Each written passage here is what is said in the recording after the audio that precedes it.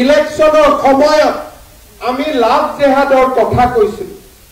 অসমত আমি অহা কিছুদিনৰ ভিতৰতে এখন নতুন আইন আনিম, য'ত নেকি লাভ জেহাদৰ কাৰাদণ্ড আজীৱন কাৰাদণ্ডলৈ আমি ৰূপান্তৰ কৰিম।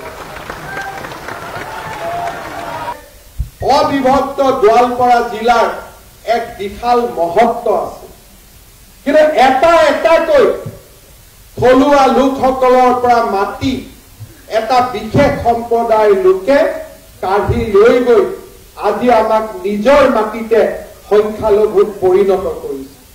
ৰাজ্য চৰকাৰে এক প্ৰস্তাৱ লৈছে যে অহা কিছুদিনৰ ভিতৰতে আমি এখন আইন আনিম যে অবিভক্ত গোৱালপাৰা জিলাত কোনো আমাৰ মাটি বিশেষ সম্প্ৰদায়ৰ লোকক বিক্ৰী কৰিব নোৱাৰিব।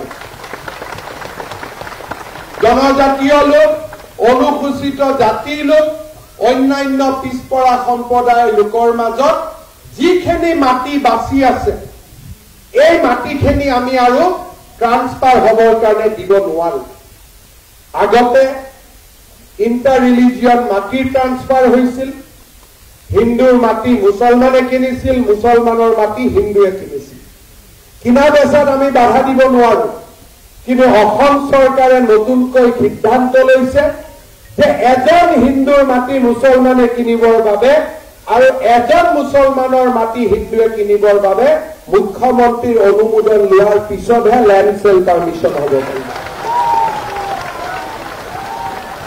এই বিধানসভাত আমি আৰু এখন আইন আনিব গৈ আছো যে বৰপেটা, মাজুলী আৰু বটদ্ৰৱাৰ মাটি থলুৱা লোকৰ বাবে কোনেও কিনিব নোৱাৰিব। তাৰ থলুৱা মানে গুৱাহাটীৰ জন থলুৱা নহয়, মাজুলীৰ জনহে মাজুলীত থলুৱা, বৰপেটাৰ জনহে বৰপেটাত থলুৱা, বটদ্ৰৱাৰ জনহে বটদ্ৰৱাত থলুৱা।